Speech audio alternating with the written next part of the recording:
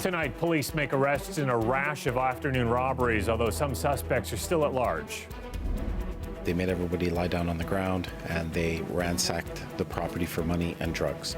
All of the suspects believed to be teenagers. Plus, we must not give in to either complacency or to panic.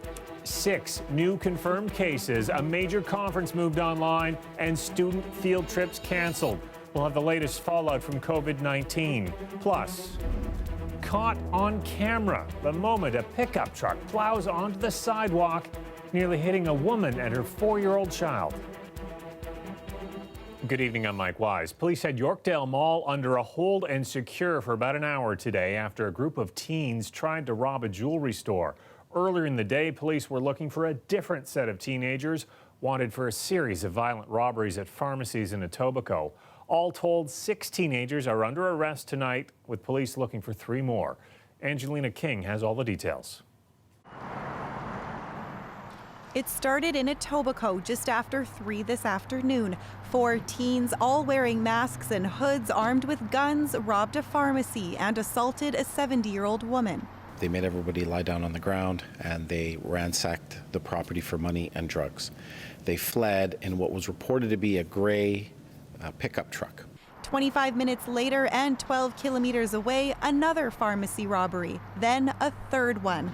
In all 3, the suspects stole drugs and money and either assaulted an employee or a customer. Those all happened within about an hour time frame, and we were concerned because there was a level of violence we had not seen in some time.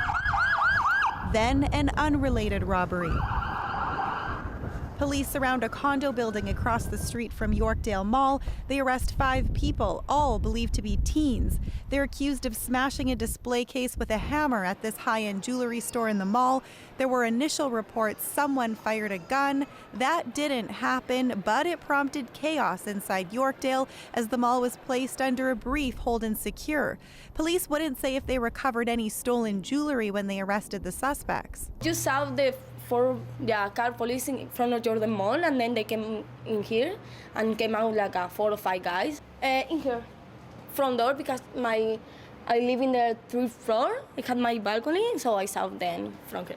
All the task force and everybody, they were inside. There was about 40 of them with the rifles and everything. When they came out, they brought 3, 4 young teenagers out and put them in the car. Well, all 5 suspects were arrested in this robbery. Police are still looking for 3 of the 4 suspects in the pharmacy robberies, also believed to be teens. Angelina King, CBC News, Toronto. The 14-year-old boy who was the subject of that Amber Alert this week is at home tonight with his mom and dad, but his kidnappers are still on the loose. Police are also searching for his stepbrother. Lorenda Redekop has more on what we've learned, as well as reaction from people who knew him. I just want to hug him first. Before anything else, I just want to hug him, let him know that he's loved. Reverend Sky Starr can't wait to see the 14-year-old boy. She leads a young achievers group he's in. It met last night without him, when the Amber Alert was still in effect. See this black spot on the road? The Jeep he was forced into had already been found, torched in a rural area. First of all, we thought about canceling the group, and I said, no, you cannot cancel the group because these kids they're scared. A lot of them are upset or confused. They don't know what's happening. People were crying. Some of the advisors were crying. It's okay, and I'm saying everybody, hey, it's okay to cry. It's okay to feel. Hours later, news that he was found, safe. And my gosh, everybody was jumping. I was crying. Everybody was crying. It was rejoicing, just happy, that he was safe. The police chief says the teen was found in an abandoned barn near Brampton. He appeared to be disheveled at that time, was taken to a medical facility for a checkup. He's now safe with his mom and dad, and we have yet to interview him. Police haven't made any arrests. They say the boy was kidnapped because of a drug debt by his older stepbrother.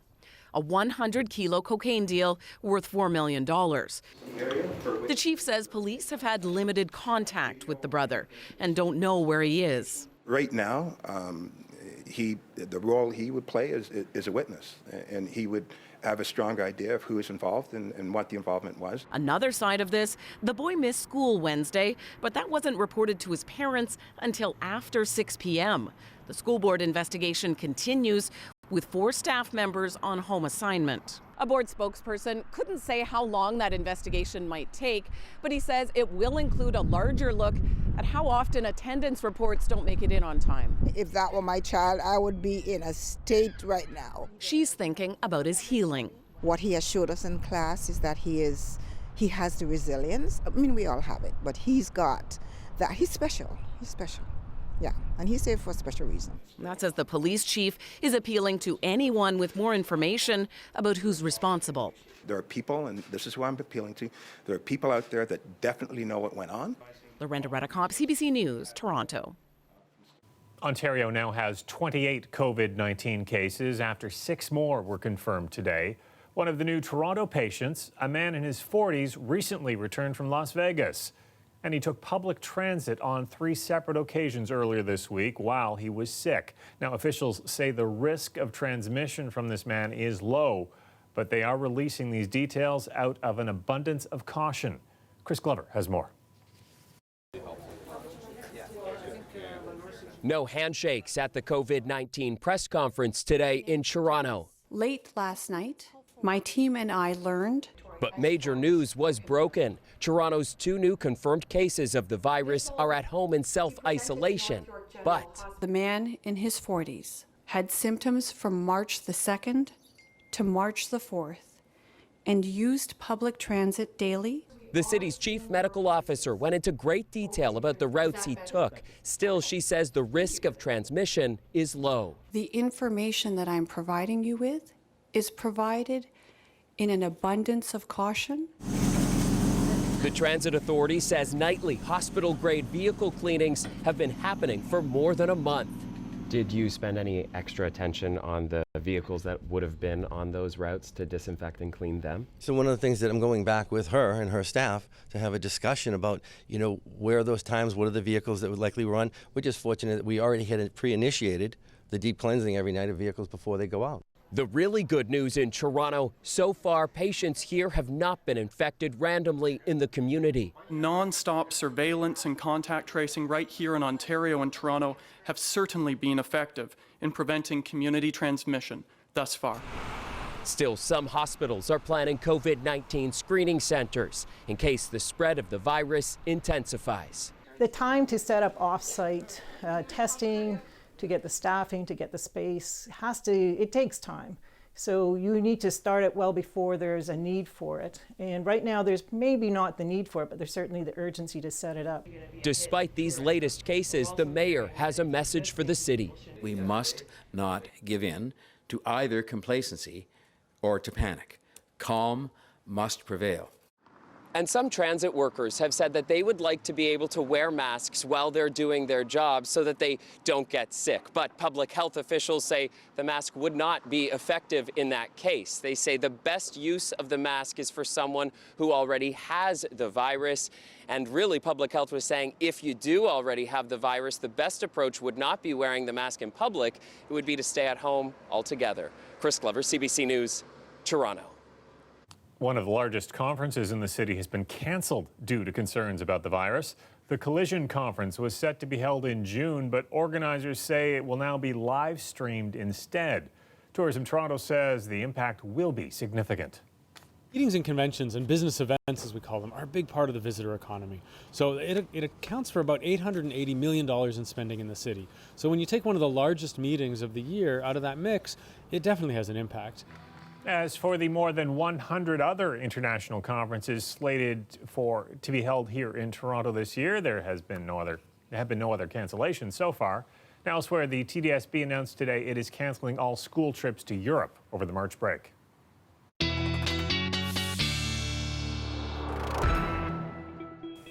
Colette Kennedy is here with her first look at the forecast. We're going to see temperatures dropping overnight, Colette.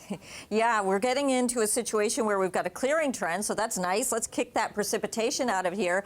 But those clearer skies, no blanket of cloud to keep any little bit of warmth in, and it wasn't that warm today anyway. Highs pretty close to seasonal. We had to get used to just almost 2 degrees for the afternoon high. So clear things out. Chilly for the overnight, And that means tomorrow morning is a cool start, but all kinds of sunshine, so it is going to be a lovely day. So the afternoon feeling much, much better. And boy, we've got some spring-like weather coming our way in terms of some of the temperatures you're going to see. So here's that clearing trend through the overnight hours. We start off with that sunshine tomorrow. We'll keep it through most of the day, but notice into cottage country a little more cloud cover into the afternoon, and we'll get into some variable skies by tomorrow evening, and then into Sunday, kind of variable skies, meaning at times a little more cloud cover. The winds will be picking up a little bit, pushing more of that warmer air from the southwest. I'll go into a little more detail about what's going to happen with those temperatures, but we are looking at least one day with double digits for a high. But tonight, it is chilly, -8, feeling like -14, 4 degrees for the high, Mike, tomorrow afternoon. All right, thanks, Colette. You're welcome. The weather update is brought to you by Train, the most reliable heating and cooling brand. It's hard to stop a train. The Ontario Liberal Party is gathering this weekend in Mississauga for a convention to pick its new leader. Tonight, the party paid tribute to its former leader and Ontario's former Premier, Kathleen Wynne, who reminded participants about why she is still drawn to politics. Because we believe in a progressive future for Ontario. We believe that we can create more opportunity for everyone in Ontario and that we can create a society that's fair at the same time. Wynne still sits as an MPP. The Liberals have just 8 seats in the legislature, so their new leader will have some rebuilding to do. There are 5 candidates in the running. Former Transportation Minister Stephen Del Duca is heading into the convention with roughly half the delegates committed to him. The results of the first ballot are expected to be announced tomorrow afternoon around 2 o'clock. The union representing public high school teachers is pausing its plans for rotating strikes next week. The Ontario Secondary School Teachers Federation says it is making the move to minimize the disruption to student activities during March break. The union has been holding regular rotating strikes since late last year, but starting Monday, it will instead expand a work to rule campaign it's been engaged in since November. There are no talks scheduled between the union and the government.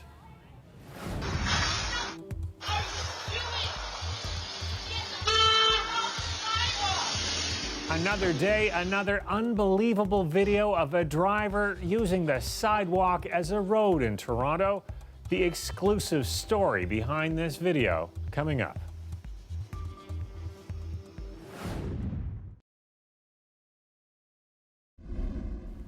Today was a grand opening of a new rental home community in North York. This is more than just about building homes. It's about building communities. It is about making sure that these homes are energy efficient and that they're accessible. That these homes are also close to schools, to public transit, to jobs and other community services. A total of 514 new rental units opened at Casa Emery Village near Finch and Weston. Half of the units will be rented at $1,600 a month or lower. It is all part of a national housing strategy encouraging rental housing to be built across Canada. Well, a family in Scarborough is calling for change after nearly getting hit by a truck that mounted the sidewalk in front of their home. The incident had a mother and her young child facing off against a pickup truck. Nick Boisvert has exclusive video of the incident and why the family says Toronto isn't doing enough to keep pedestrians safe. It was Tuesday morning and Lana Lelchuk and her 4-year-old son were starting their walk to school.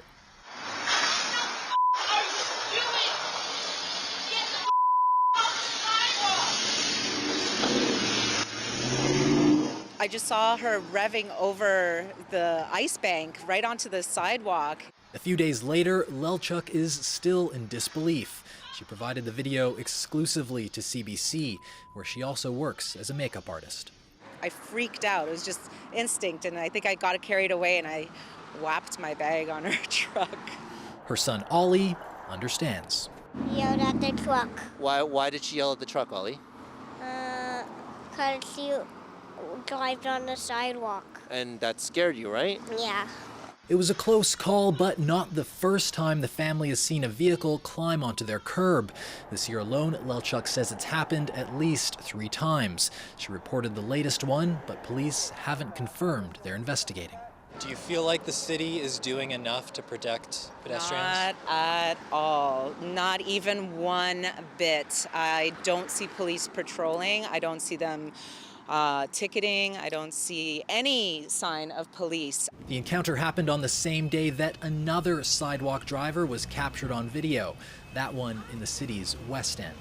Any person who lives in the city, anytime they leave their home, if they're watching, will see something like this. Road safety advocates say the videos show the growing aggression of some Toronto drivers. We have a culture in this city that says that, every square inch of our streets is the sole and exclusive use of a car. But the city is examining some new initiatives to improve safety, including money for new red light cameras and a proposal to limit right turns on reds at some intersections. Those ideas might not help here, where driver behavior seems to be the biggest challenge. I just think people just need to be more patient, because at the end of the day, it's a human life we're talking about. Nick Boisvert, CBC News, Toronto. Here's a live shot of our skyline on this Friday night. Snow from earlier today has cleared, and we've got a sunny and mild weekend on tap, but first it has to warm up a little bit. Colette has the details after the break.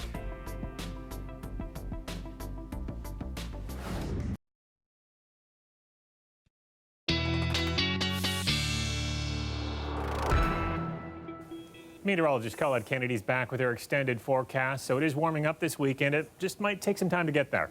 And that's exactly right. And so in the interim, it's just a little reminder of what seasonal actually is. Like today, our high close to 2 degrees unofficially, and that's very close to an average high for this time of year. And tonight, we're going to be just a tiny bit cooler than this, but very close to an average low. So that's your reminder, and then you can forget about it again, because all bets are off as we start to go to the second half of the weekend and the beginning of next week. Some much warmer air is going to be pushing in. I do want to show you the situation. The main system way off the eastern seaboard, kind of on the back edge of it, and we've had this situation with that instability and a little bit of light mix, mostly some light snow or flurries that was pushing out of here earlier this evening. And then as we get through the overnight hours, that's when we get into this nice clearing trend, high pressure, sinking air, very stable. That's going to give us the sunshine that we're going to, I hope, enjoy for Saturday. Hope you enjoy it into Sunday as well. A little more variable cloud at times.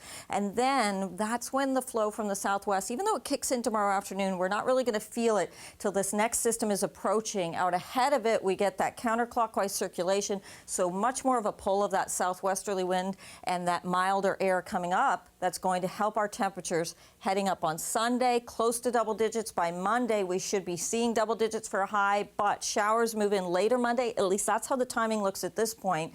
And look at Tuesday. We likely will start off with some mild air and some mild temperatures, and then at some point during the day, the cold front will go through. The temperatures, the winds will change, and the temperatures will begin to fall. It'll push the showers away, though, late Tuesday and clear us back out, but bring us back down to those temperatures closer to seasonal values. Southwestern Ontario tonight, this is what you're looking at as well, a chilly night, so that does mean that tomorrow it's going to be a cool start and breezy overnight tonight with those northerly winds.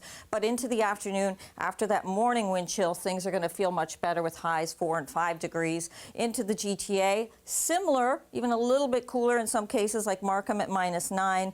And that also means that it's going to take you're going to need an extra layer. It's going to take a little while to get things going into the afternoon, though I think you're going to enjoy those sky conditions. And remember, just here it is, that we lose that hour as we go Saturday into Sunday. So the clocks go ahead, but Sunday 9 degrees, 11, those are your double digits right there. Monday at 11, still some of those showers, and then on the backside of that system moving out, it could turn back into a little bit of a wintry mix, light though in nature by Wednesday. Okay, thanks a lot, Colette. You're welcome. Coming up, a frank conversation about getting older. It was shocking standing at a counter and realizing that they're going to wait on everybody else around you because you don't exist somehow. We speak to 2 women in their 70s and 80s who are part of a group called Project Timeless about how they are embracing the later part of their lives.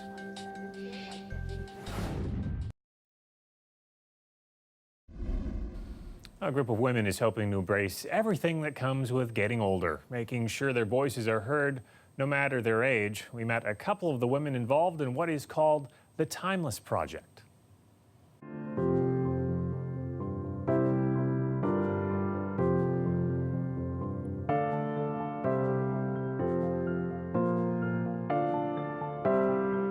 I have to say, you have invisible moments as you start to age.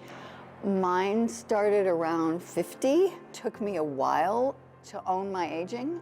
I mean, I like my gray hair now. And it was shocking standing at a counter and realizing that they're going to wait on everybody else around you because you don't exist somehow. Maybe around about 60, I would say I started feeling, I don't know if it's completely saying that you were invisible, but just that felt that you were not there. I'm a little feisty, you know, I usually push myself and say, I'm going to do it. I don't care what you think about me, but I'm going to do it. You know? Hi there, my name is Rami Veerapan, and I'm from the Timeless Project. I am 85 years old, and I love my life. Hi, I'm Molly Peacock. I'm 72 years old from the Timeless Project. I wrote a book about a woman who started her life's work at 72. That's how I got involved in this project, and it's fun to be here. How have you maintained your feistiness? One of the things I do, I love dancing. I am a dancer. I love the line dancing, and I am there every Tuesday. I dance as if nobody's watching me. I just get onto the floor, and I can dance, I'm not kidding you, from 10 o'clock till 3 in the morning. And I don't stop. One of the things about aging and invisibility is that you have to reclaim your physical presence in the world. When you dance, you have to own your space. Yes. When I'm swinging that racket, I have to own my space. And one of the fun things, like your line dancing, is that I've reconnected with a sport that I did when I was 12, which is I play badminton. And I play twice a week. Yes. Do you hate that when people say what a cute little old lady and is? that bugs the hell out of me, excuse me. I get so angry because a cute old lady, it's very derogatory. I find it's a kind of derogatory. I become furious. I'm furious that I'm being so condescended to. Like, do you think I don't have a brain? People ignore you less if you have a physical presence. If you just have good posture, people find it hard to ignore you. Again, it's that sense of I have to own who I am. This is who I am, and this is what I am, and I'm not going to be ignored. When you're aging, and if you don't want them to see that you're invisible, you have to come in with this. I am me. You take me as I am. I am strong. I am powerful. I know how young people feel because I was there. That's some good advice there. Well, that's our newscast for tonight and for the week. Looking ahead to Monday on Q, Sir Bob Geldof will speak with Tom Power. His band, the Boomtown Rats, they're releasing their first new material in 36 years. He'll talk about that, plus his memories of Live Aid and why he thinks an event like that can never happen again. In the meantime, Maribel Taruk has your next local news tomorrow night at 6. Have a great weekend. I'll see you Monday.